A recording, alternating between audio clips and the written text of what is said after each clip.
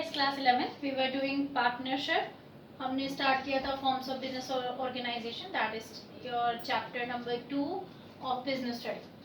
तो हमने वहाँ पर क्या क्या कर लिया है अभी तक, हम थोड़ा सा रिकैप्चुलेशन करते हैं. तो first we have done sole proprietorship, उसके हमने फीचर्स किए, then merits and demerits. Again next जो हमने किया that was partner joint in the family business. Joint in the family business का भी हमने मीनिंग किया, फीचर्स, मेरिट एंड डिमेरिट्स किए. नेक्स्ट हमने स्टार्ट कर दिया था बेटा पार्टनरशिप. पार्टनरशिप का मैंने कल आपको मीनिंग डिस्क्राइब किया था. और अगेन हम फिर से वही चीज़ें, क्योंकि मैंने आपको ये चीज़ बताई है कि पूरे चैप्टर में हम यही करने वाले हैं. हम 5 फॉर्म्स ऑफ बिजनेस ऑर्गेनाइजेशन पढ़ेंगे और उन सबके meaning, features, merit and demerits सबके करेंगे. तो आज कल हमने पार्टनरशिप स्टार्ट कर दिया था बेटा. तो पार्टनरशिप का मीनिंग हमने अच्छी तरह समझ लिया था. और कल जो मैंने आपको बताया था कि पार्टनरशिप एक्चुअली में होता क्या है. Partnership is the relation between the person who have agreed to share the profit of a business that is run by all or any one of them acting for all.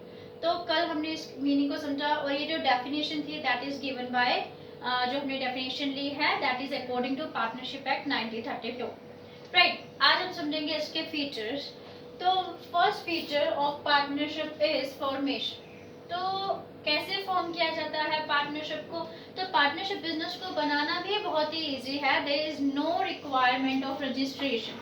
आपको registration की कोई भी ज़रूरत नहीं है अगर आप business start करना चाहते हैं. तो कोई भी लीगल फॉर्मेलिटी की पूरी करने की ज़रूरत नहीं है. क्यों नहीं ज़रूरत है? क्योंकि ये किस एक्ट के अकॉर्डिंग चलेगा, 1932 के अकॉर्डिंग. तो पार्टनरशिप एक्ट 1932 इस पे अप्लाई होता है.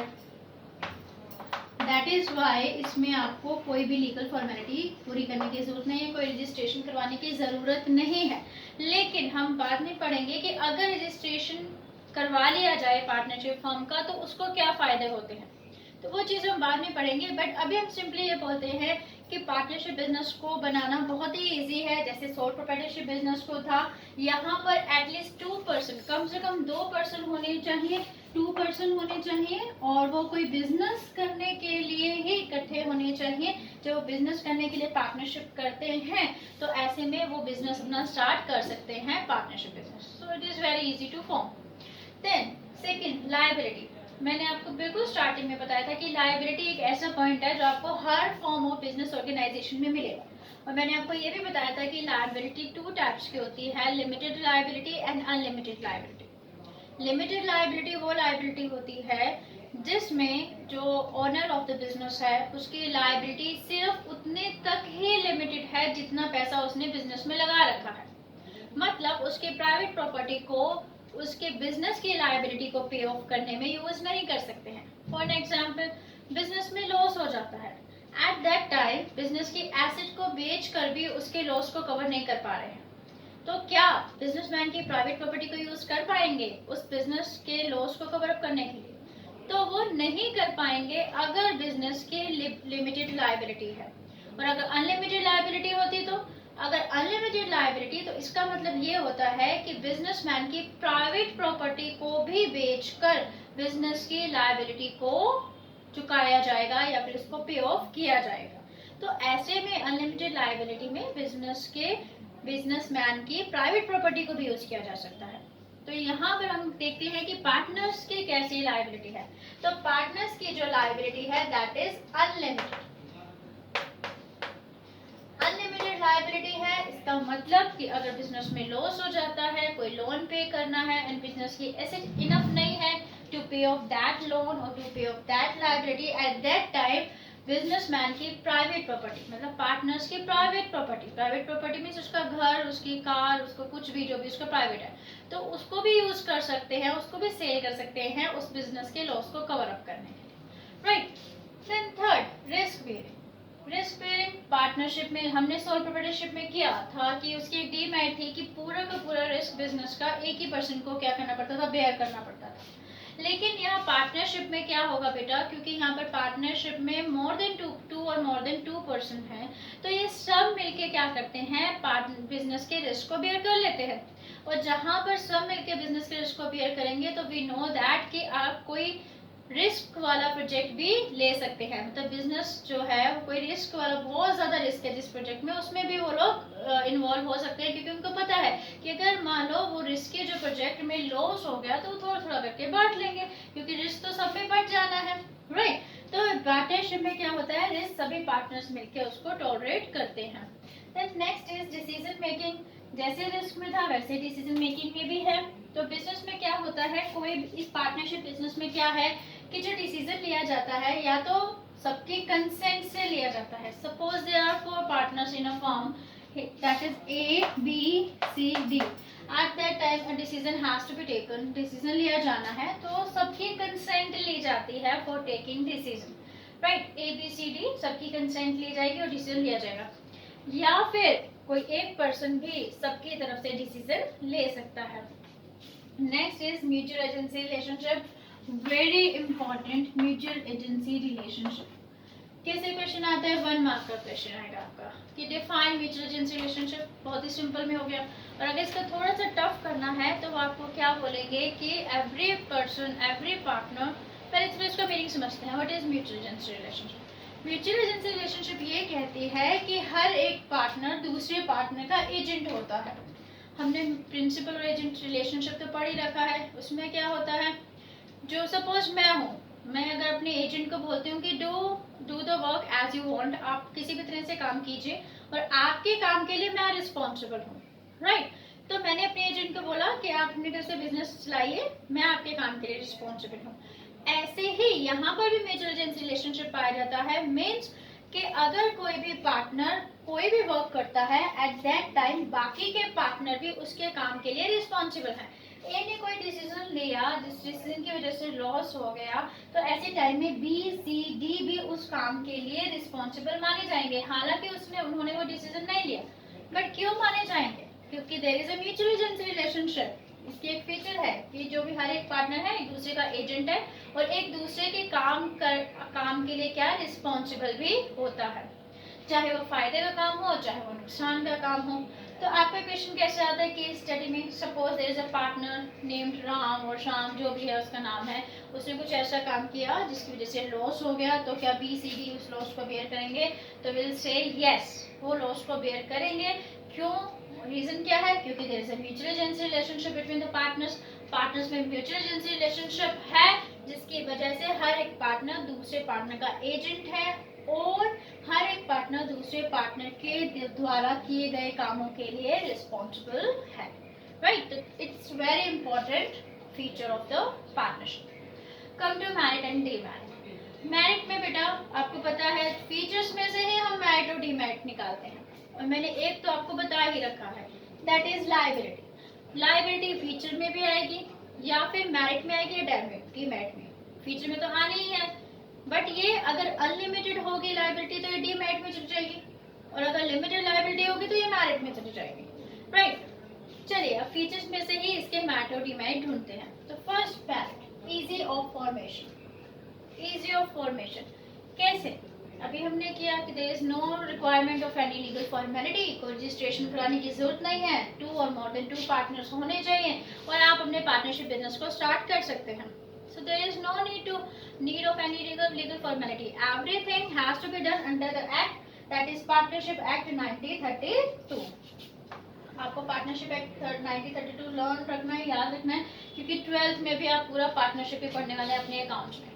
So that's why it is most important topic. Most of the teacher want that कि उनके हर स्टूडेंट को ये टॉपिक आना चाहिए, क्योंकि 12th में जाके फिर टफ नहीं होता। 12th में बच्चे को सारी नॉलेज होती है बेस की कि व्हाट इज पार्टनरशिप, राइट।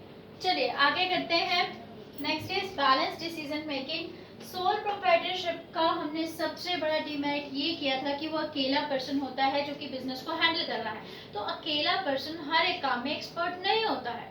तो एट दैट टाइम हमने ये कहा था कि अगर मोर देन 2 और मोर देन ज़्यादा पर्सन होते तो ऐसे टाइम में वो सब मिलके डिसीजन को लेते, क्योंकि वो सब अपने अपने डिसीजन अपने अपनी एबिलिटी का यूज़ करते। हम कहते हैं ना 1 से 2 भले, लाइक दैट। तो अब जो डिसीजन लिए जाते हैं वो बैलेंस्ड होते हैं, क्योंकि यहाँ पर सिर्फ एक आदमी का दिमाग नहीं काम कर रहा है, ज़्यादा लोगों का दिमाग काम कर रहा है, तो डिसीजन बहुत अच्छी तरह से सोच समझ के लिए जाते हैं।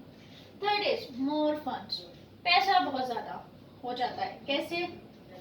सोल प्रोप्राइटरशिप में हमने क्या कहा था कि सोल प्रोप्राइटर का जो भी फंड्स होते हैं वो सिर्फ दो चीज़ों पे डिपेंड होते हैं, एक तो उसकी खुद की कैपिटल और दूसरी वो कितना लोन ले सकता है, बस इतना ही।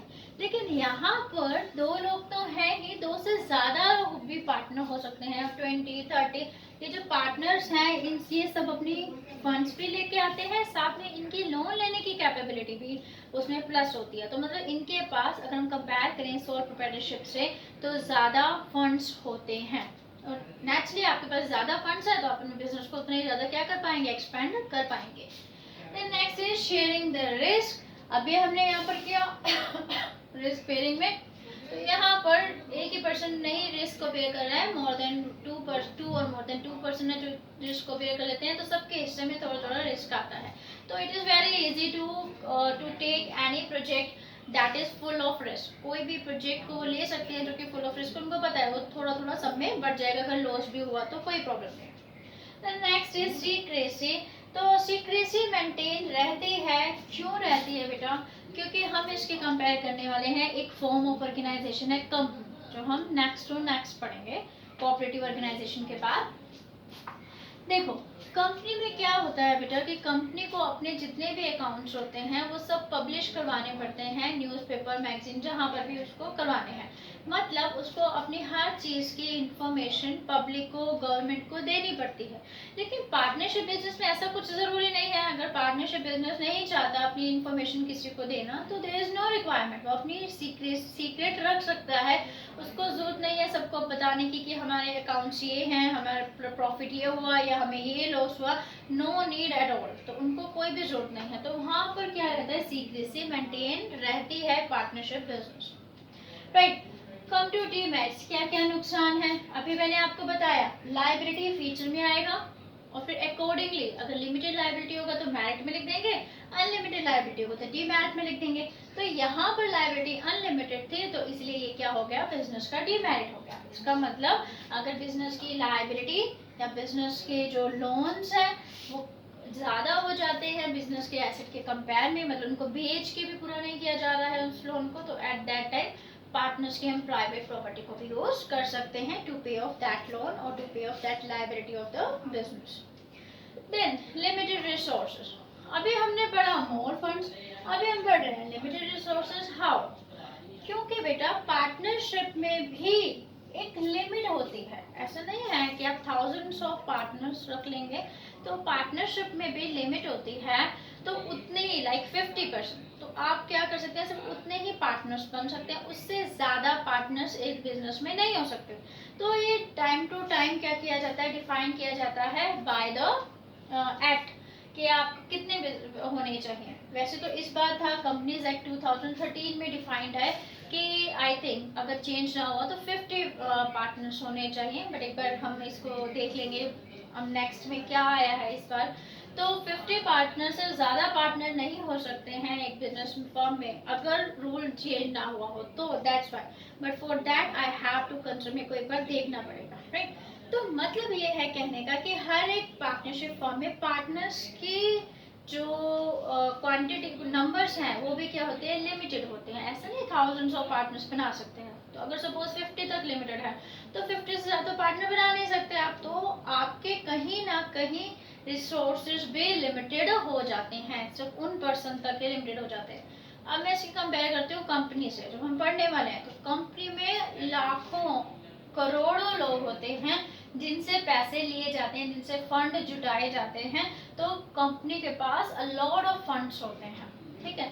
तो उसके हिसाब से तो पार्टनरशिप में पार्टनर्स की तो लिमिट है, एक लिमिट तय कर दी गई है, इससे ज़्यादा पार्टनर्स नहीं बना सकते। तो यहाँ पर हम कह सकते हैं कि इनके रिसोर्सेज भी क्या हैं, लिमिटेड होते हैं। Next conflicts, we all know that 2 और मोर देन 2%, हमेशा कॉन्फ्लिक्ट्स रहेंगे। सबका अलग अलग से बैकग्राउंड है, जो पार्टनर्स हैं सबकी थिंकिंग अलग अलग है। तो एट दैट टाइम अगर सपोज कोई डिसीजन लेना है और सबके अलग अलग व्यूज होते हैं, eight that time conflicts arise होंगे ही। वी नो दैट 2 और मोर देन 2% अगर कोई काम करें तो कहीं ना कहीं कॉन्फ्लिक्ट्स अराइज होते हैं between the partners, right. So ये एक इसकी डीमेरिट बन जाती है। The next is lack of continuity. अभी हमने पढ़ा था कि फीचर्स में भी नहीं, फीचर्स में नहीं पढ़ता, तो उसमें हमने पढ़ा, सॉरी मैं करवाना भूल गई, कॉन्टिन्यूटी फीचर में था। तो फीचर के हिसाब से पढ़ते हैं कॉन्टिन्यूटी। कॉन्टिन्यूटी का मतलब ये होता है कि क्या बिजनेस चलता रहता है अगर किसी पार्टनर की डेथ हो जाए या इंसॉल्वेंट हो जाए पार्टनर, तो अगर कोई पार्टनर रिटायर हो जाता है, डेथ हो जाती है, इंस्ट्रूमेंट हो जाता है, eight that time partnership agreement खत्म हो जाता है। मतलब ABCD पार्टनर थे, इनके बीच में पार्टनरशिप एग्रीमेंट खत्म, पार्टनरशिप खत्म। चाहे तो ABC, सपोज D चला गया, तो चाहे तो ABC दोबारा बिजनेस को स्टार्ट कर सकते हैं, लेकिन जो पहले वाली पार्टनरशिप एग्रीमेंट थी वो बिल्कुल खत्म हो जाती है, वो पार्टनरशिप खत्म हो गई क्योंकि D तो चला गया। तो ये इसका एक डीमेरिट है कि ये कंटिन्यूटी में नहीं रहता, लैक ऑफ कंटिन्यूटी। तो अगर एक पार्टनर डेथ हो जाती है, रिटायर हो जाता है या वो चला जाता है, तो पार्टनरशिप जो एग्रीमेंट चला आ रहा था वो सारा का सारा खत्म हो जाता है। हालांकि आगे जो पार्टनर बच जाएगी वो अगर दोबारा स्टार्ट करना चाहते हैं तो कर लें, कोई प्रॉब्लम नहीं, बट उसके लिए नया पार्टनरशिप करना पड़ेगा, एग्रीमेंट करना पड़ेगा, लेकिन पहले वाला तो बिल्कुल खत्म हो गया। तो हम कह सकते हैं कि there is found lack of continuity, यहाँ पर कंटिन्यूटी बिजनेस की नहीं पाई जाती है। Then last is lack of public confidence. अभी हमने बोला सीक्रेसी, चीजों को बहुत सीक्रेट रखा जाता है, तो पब्लिक को जब कुछ पता ही नहीं पार्टनरशिप बिजनेस के बारे में, उसके अकाउंट्स के बारे में, क्या वो प्रॉफिट अर्न कर रहे हैं, क्या कर रही है वो बिजनेस, तो फिर ऐसे टाइम में कैसे कहा जा सकता है कि लोग उस पर विश्वास करें। तो यहाँ पर लोगों का विश्वास पार्टनरशिप बिजनेस में थोड़ा सा कम होता है कंपेयर करें कंपनी से। मैंने आपको बताया था कंपनी अपने अकाउंट्स को पब्लिश करती है ना, तो लोगों को बहुत इंफॉर्मेशन होती है अबाउट द कंपनी की, क्या कंपनी प्रॉफिट में है, लॉस में है, ये सब चीज़ें। और जबकि ये तो बिल्कुल नहीं पब्लिश करती, सीक्रेट रखती है, तो लोगों का कॉन्फिडेंस तो रहेगा ही नहीं इस पर। तो यहाँ पर पब्लिक का कॉन्फिडेंस नहीं पाया जाता, राइट। तो अब हमने यहाँ तक किया कि पार्टनरशिप का मीनिंग कर लिया, हमने किया पार्टनरशिप एक्ट 1932 के अंडर गवर्न होता है। देन नेक्स्ट हमने किया features, then merits and demerits of partnership. Next video में बेटा हम क्या करने वाले हैं, वी विल डू, अभी हम पार्टनरशिप को चलाएंगे क्योंकि एक इम्पॉर्टेंट टॉपिक है। हम करेंगे type of partners, type of partnership form, then minor partner के बारे में थोड़ा बहुत कुछ पढ़ेंगे, और उसके बाद हम ये पढ़ेंगे क्या पार्टनरशिप का रजिस्ट्रेशन करवाना बेनिफिशियल है फर्म के लिए या नहीं। हालांकि मैंने कहा कि ज़रूरत नहीं है पार्टनरशिप को रजिस्ट्रेशन कराना, बट हम इसके कॉन्सिक्वेंसेस पढ़ेंगे। अगर पार्टनरशिप फर्म को रजिस्टर नहीं कराया जाता तो उसके क्या कॉन्सिक्वेंसेस हो सकते हैं, राइट। तो अब हम इसको नेक्स्ट वीडियो में करेंगे, तब तक आप इस चीज़ को रिवाइज कीजिए। Thank you.